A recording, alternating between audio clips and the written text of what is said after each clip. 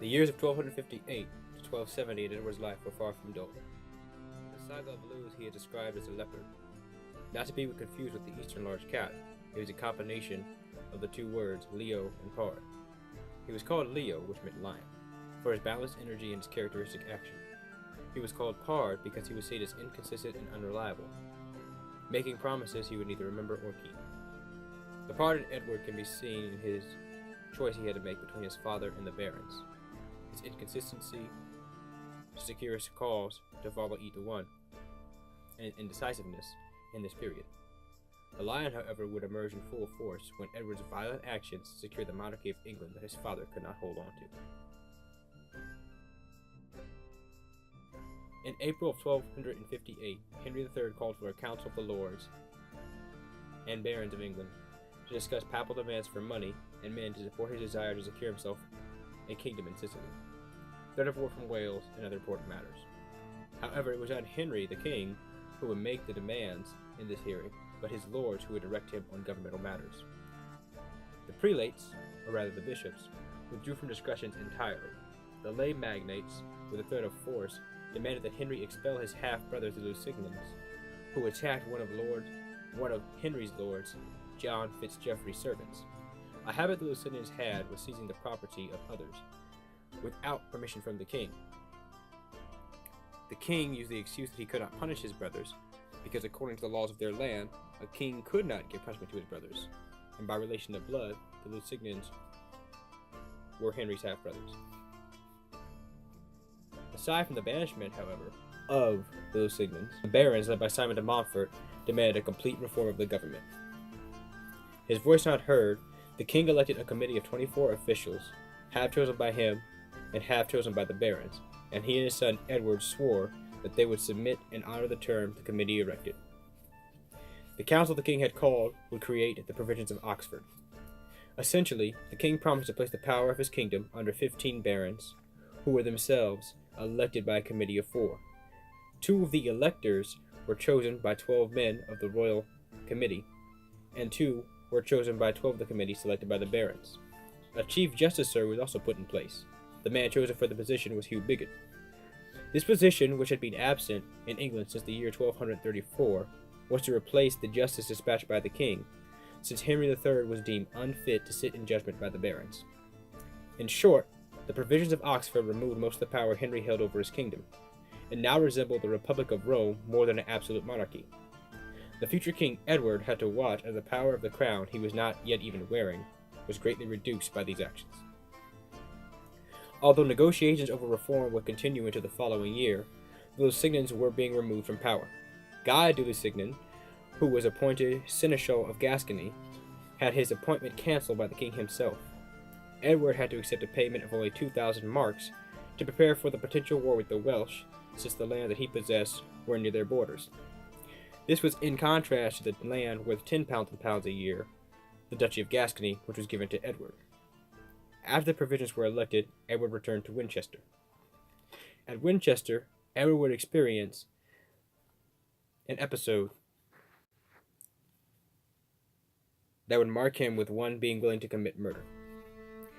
While dining with the Earl of Gloucester Richard and his brother William in July of 1258, a sign of cooperation from Edward to the barons, after the meal, both brothers fell sick. William would eventually die. Richard's hair, toe, and fingernails fell out.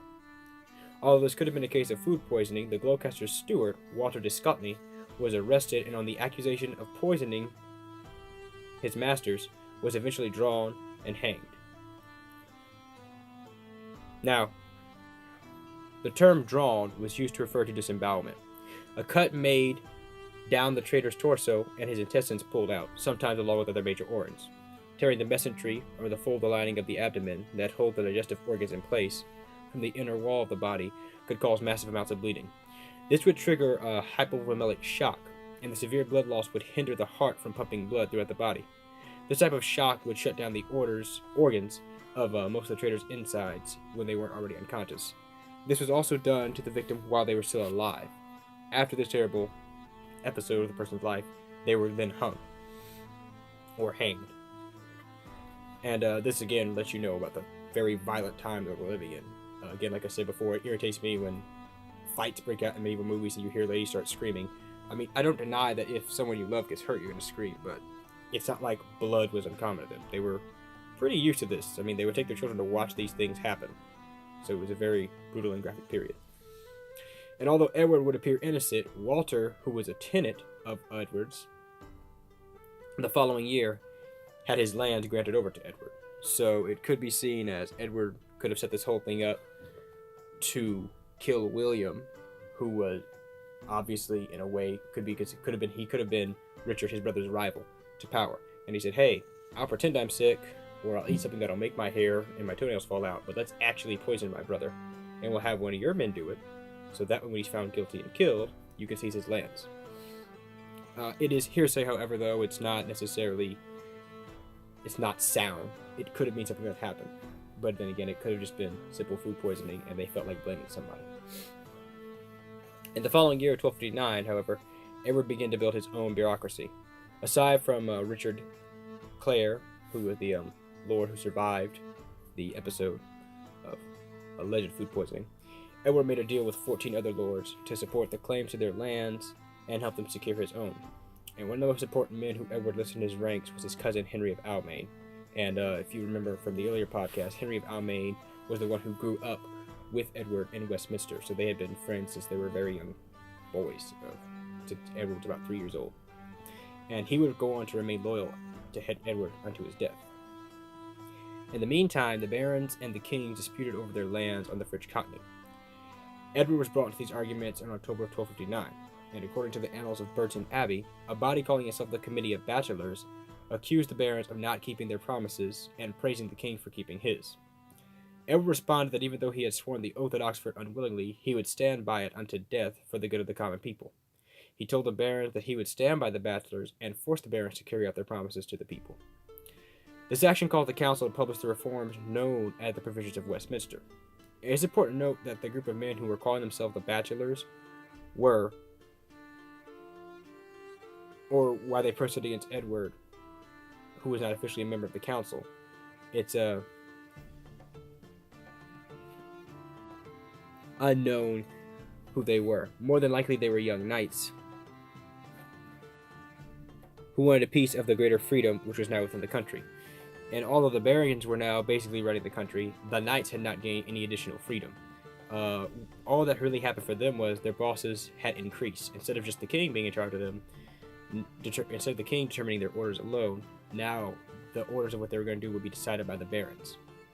Whoever they were, the episode shows that at this point, Edward was showing ambition and desire for the reform of the government.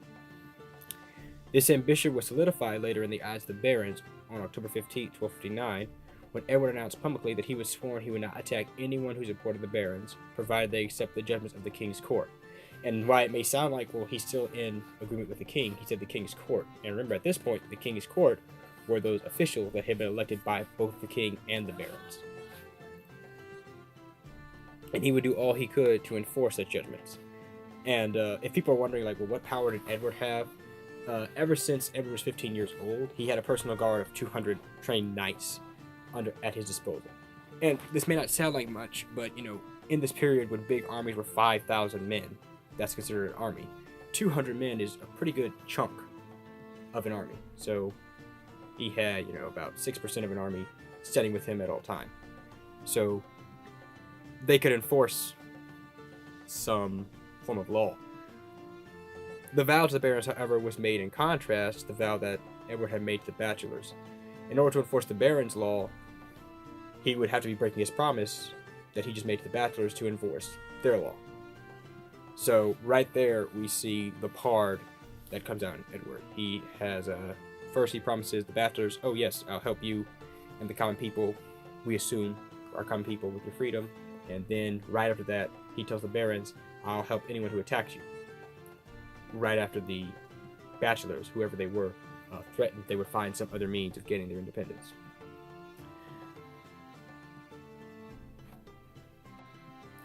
At least that's how the Abbey interprets it. However, the purpose of the two vows could not be considered indecisiveness for Edward's part, but they could be considered desperation and selfishness, or rather the solidification of his lands. The first vow Edward made was when he was accused of things that he couldn't be guilty of. And the reason why he couldn't be guilty of not enforcing the Baron's law was, first of all, Edward himself was not a Baron. And he was not even an official member of the council that he was sitting in on. He was merely the king's son. He's a prince, but he had no say in governmental matters officially. The vow he made to the barons after that was perhaps not to show loyalty to the barons or a desire for reform at all, but rather securing an ally to save his lands. And the reason why is because in the previous years, all the lands belonging to the Plantagenets, the line from which Edward hailed, they were lost because of the constant attack that happened. At first, they had Normandy, they had Gascony, and they had the Aquitaine, which is a large part of France. And between 1215 and 1230, all those lands were retaken by the French kingdom. All that remained in the hands of the English at this point is Gascony. And even though it was crippled and it was under the threat of 2 invasions for separate kingdoms, it was still in the hands of the kingdom and had belonged to Edward since 1246, when his father declared him the lord of that area. And most of the barons refused to let Henry raise money to recapture the other land that had been lost in France. Before the provisions of Oxford, they denied him money, and after the provisions of Oxford, they still denied him the right to raise money to go and retake them. Simon de Montfort, though, even though he was the main force behind the provisions of Oxford, he still had the desire to gain the lands in France, and possibly he even wanted to go beyond Gascony. Now, by swearing to stand by the barons, Edward was gaining an ally in Simon, who was basically the de facto leader of the barons. So he he built himself an alliance with Simon de Montfort, who was his uncle by marriage. He was married to Henry III's sister. And he would still be able to hold onto the lands that had never been officially stripped from him. Even though lots of things happened in this period, and the king has lost a lot of power, Edward is given a limited amount of money. And this is the 2,000 marks he received were not going to be given to him yearly. He just had that to pay for his 200 guards. But the land had never been stripped from him by the barons. And Edward's actions were no doubt to secure his own independence and power, which had been denied to him the right to exercise since he was born, basically. However, he would soon take a chance to gain both of them. On November 15, 1259, Henry III departed to negotiate with the King of France on matters concerning his lands in France. Edward seized the opportunity and appointed his friends castles. Roger Leyburn was given the castle in Bristol, and Roger Clifford was given 3 castles in Wales. Both of these actions were done without the consent of the king or the barons. This was a success for Edward, since he had been trying to dismiss Robert Waylerland from the custody of Bristol since the previous year. But Edward didn't stop here. He began calling on the aforementioned 14 lords to gather men in arms together. And Henry, while he is in France negotiating peace, he remained ignorant to all of this. He received letters in France stating that all was well in England and everything was perfectly fine. However, in the spring of 1260, he was told that Edward was plotting with several of the magnates to capture and dispose him. And Henry's fans were not a sign of cowardice, since Richard the Lionheart gained his throne and power by disposing his own father, Henry II. Richard of Cornwall, Edward's uncle, counseled Henry to not go to war with Edward, but advised him to resolve the situation with his son. So letters were sent to Edward and the other magnates who he had been gathering to him to assemble in London with the promise of safe conduct, so they would not molest, which is, an old word for attack in any way. They wouldn't suffer any violence toward London. So Edward and the Earl of Gloucester, Richard, they both eventually arrived. But they didn't come as if they were looking to negotiate. They came there like they were going to enforce their will. Both men were disputing over the lands which Edward had seized. Now, Richard, as we stated earlier, was indeed in alliance with Edward, but now they were at heads because the land that he was appointing his own friends to, Richard felt he had a right to them. So they both arrived with large bodies of arms. As I stated before, Edward had a personal guard of 200. The source press which does not give a number for the amount of men that Richard arrives with, but since their wealth was close, it's safe to say they were around the same. However, when they arrive at the city of London, Richard of Cornwall denies either of them entrance into the city. He feels they're too dangerous. If a fight breaks out, you have 400 guys there fighting each other, could turn into chaos. And then finally, in April, Henry arrives, and he lets Richard, the Earl of Gloucester, into the castle, but does not allow Edward to enter. So father and son are clearly at heads at this point. Richard was possibly not at all plotting to kill his father, but Henry was certainly scared at this point. And the officials of the city suggested that Edward should go on a trial. They wanted to put Edward on trial for treason, and the penalty for treason was death. Edward, however, declared to the earls and the barons that they were not his peers and that he had to submit to their judgment. However, his uncle, Richard of Cornwall, he eventually negotiates with Edward and the Earl of Gloucester, and he gets them to submit to the king. He gets them to give up. So in the following year, on the month of May, Roger was ordered to give up Bristol, and Roger Clifford was ordered to give up his castles in Wales. So Edward's independence had come to an end now. He had attempted to seize some form of power for himself, and it was all lost. In this episode, it seemed to achieve a little more for Edward than giving him the reputation of an ambitious boy who had made promises, and he would make alliances, but he would change them if something else came along that promised to meet his gains. And in the end, he did not achieve the independence that he sought. He was eventually, basically put in his place. And for these reasons, it's easy to mark this episode in Edward's life as a failure. At first sight, he gives his friends castles, they're taken right back. He declares he doesn't have to accept anyone's judgment, he accepts the judgment of the king. So it looks like a failure. However, it was not without success. The lords who had sworn loyalty to Edward, they would stand by Edward throughout his entire life, as a matter of fact. He avoided being captured in London. He was not arrested. He avoided being put on trial. And in terms of power, when he came to meet the barons, he didn't show up by himself. He wasn't just standing out there, waving his fist saying, I don't have to do this. He had an armed guard with him that did not submit to any judgment until he agreed to it. So even though it shows he failed to seize power, it still shows that there was loyalty in his cause. And allies are some of the most important things. Many battles in the previous centuries had been lost because of disloyalty among these lords. So for Edward to recruit men that were loyal to him, it shows he had a very good judgment of people, a judgment of character. This episode shows that. No one who stood by him surrendered or turned on him before he said, okay, we'll submit to what the king says. Henry of Almaine, Roger of Leyburn, and John Warren, they all would remain loyal to Edward until their death. And this is a very complex era of politics. The Lusignans, who the barons wanted exiled, were Richard's uncles. Richard of Cornwall was Edward's uncle. Simon de Montfort, the main man who was leading the barons against the king to reform the government, was married to Richard's aunt, making him, again, his uncle by birth. So any side Edward chose, he would be going against family. If he joined the Lusignans, he would be going against Simon de Montfort, who was his uncle. If he joined with Richard and his father, he would be going against Simon de Montfort, who was his uncle. So it was a lot of complex decisions had to be made in this era. And Edward, really and truly, he didn't agree to any of them. He did as he saw fit in his own eyes.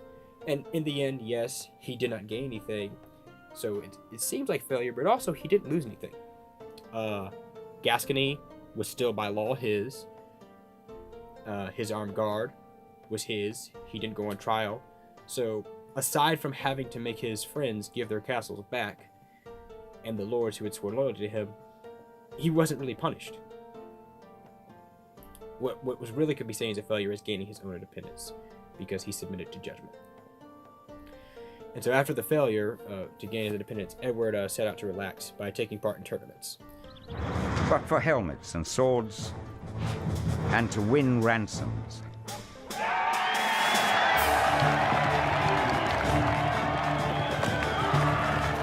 There was not much difference between a tournament and an actual battle.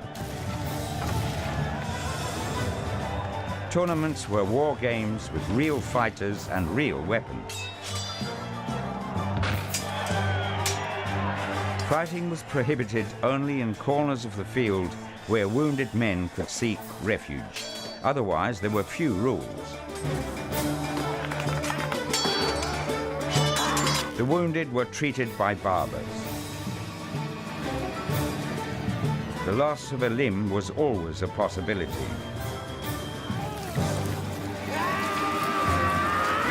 Lucky those who survived the crude surgery.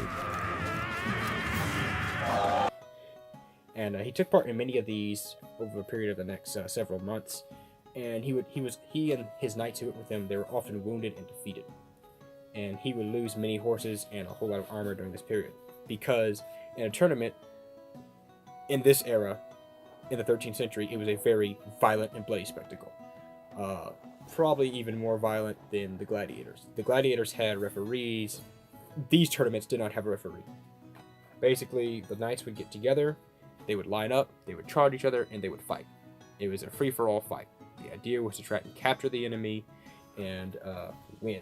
And there were very few rules. They would have they would usually take place in a field near a forest, and you were allowed to take a break and go rest in the forest after fighting on a horse for however long it was. And some knights would lie wait in the forest, and when you came to rest, they would attack you then and capture you. And the goal was to capture a knight and have him ransomed back.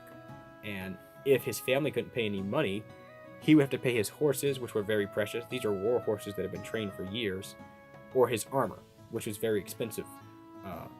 Armor in the medieval period was not cheap or very easy to come by, so it was worth a lot of money. And Edward during this era lost, it says, many horses and many suits of armor.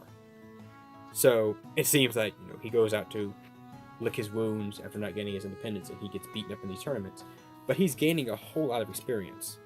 All that happens in these tournaments is going to turn Edward into that lion. He had already been trained and raised by Bartholomew, who was a knight, but practice is not the same thing as actually taking part in battle. And these tournaments were just that. They were basically real battles. They were not fought with blunted weapons. They were fought with real swords, and they were fought with real mace and real axe. Arms were broken, limbs were torn, people had ribs broken very often. William Marshall, for all you history buffs out there, who's considered the greatest knight of all time by most of the English, once fought in a tournament and was hit so many times on the head with a mace that at the end of the tournament, the blacksmith had to hammer his helmet back into shape in order to get it off of his head. So they were very, very rough things to go through. And so that is the end of our section on the Pard. Edward in this episode has been tested with seizing power for himself to a degree. He's not necessarily trying to overthrow the king. He has to make his own decisions and his own choices, and he does that. He succeeds in doing that. He fails in securing power for his friends, but he does indeed learn a lot from this. And then he goes on to fight in tournaments. So join us next time for The Lion.